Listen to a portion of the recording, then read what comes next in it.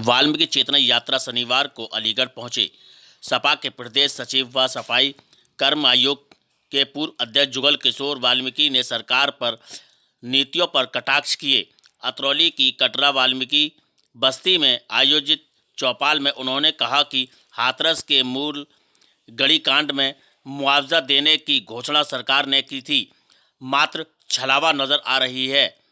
पीड़ित परिवार से किसी व्यक्ति को ना नौकरी दी गई, ना मकान दिया गया। सरकार में अनुसूचित जाति, पिछड़ा, कमजोर व वर्ग लोगों के पर अत्याचार हो रहा है। मूल गढ़ी कांड इसका उदाहरण है। हाल ही में आगरा पुलिस ने अपनी कारगुजारी छुपाने के लिए वाल्मीकि समाज के अरुण को 5 दिन हिरासत में रखा और पीट कर हत्या कर दी। और योगी सरकार ने वाल्मीकि जयंती का अवकाश भी समाप्त करा दिया। समाज का अपमान किया है। इस बार वाल्मीकि समाज राष्ट्रीय अध्यक्ष अखिलेश यादव को 2022 में की कमान सौंपेगा। अलीगढ़ से अलीगढ़ आना हुआ, क्या था? वाल्मीकि चेतना सम्मान यात्रा लेकर मैं लखनऊ से चलकर प्रदेश के कई जनपदों का दौरा करते हुए आज अलीगढ़ आया हूं। माननीय राष्ट्रीय अध्यक्ष जी के आदेशानुसार भारतीय जनता पार्टी को सरकार बने हुए लगभग 5 समय का पूरा होने वाला है। जिन वादों पे सरकार आई थी, जो झूठ बोलकर आई थी, समाज के हर वर्ग के छलावा किया गया था, वो कोई वादे पूरे नहीं किए। आज महंगाई से ये सरकार ने आम आदमी की कमर तोड़ दी है। कभी किसी ने नहीं सोचा था कि 1000 रुपये में घर का हम गैस सिलेंडर लेंगे।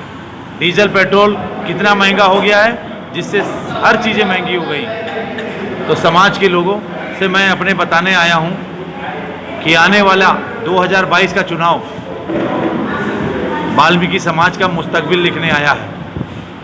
क्योंकि इस सरकार ने सबसे ज़्यादा अगर ज्यादती की है तो हमारे समाज के ऊपर की है। मैं कल हाथरस से होकर आया हूँ, इस बहन के परिवार के मिलकर आया हूँ, मनीषा वाल्मीकि के। वो परिवार डर के साए में जी रहा है। और ये सरकार जो इसने घोषणा की थी कि हम उस परिवार को मकान देंगे, नौकरी देंगे, आज तक वो बात पूरी नहीं हुई।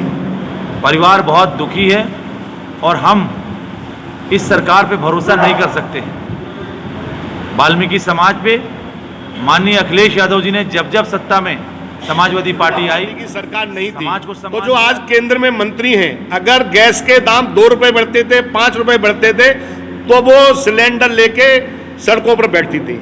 आज हम आपके माध्यम से पूछना चाहते हैं कि वो कहां पर हैं। जो माननीय प्रधानमंत्री हैं वो कहते थे कि इस देश का डीजल इस रेट में होना चाहिए, पेट्रोल इतना सस्ता होना चाहिए, गैस इस रेट में मिलनी चाहिए। और एक योगी बाबा भी है, वो भी ये कहते थे कि अगर भाजपा की सरकार आएगी तो ये डीजल पेट्रोल 30-35 रुपए लीटर बिकेंगे। लेकिन आज वो सब लोग कहाँ हैं? आप ये मान लीजिए कि इस सरकार ने चंद पूंजीपतियों के हाथ में पूरे उद्योगपतियों उनको देके आम नागरिक का, आम जनता का खून चूस के उनकी तिजोरियां भरी जा रही हैं। जो लोग ये कहते थे कि इस देश नहीं बिकने दूंगा, मैं आज आपके माध्यम से पूछना चाहता हूं कि आज देश में ऐसी कौन सी चीज है जो बची है? पेट्रोल, डीजल, गैस सब प्राइवेट हाथों में चले गए।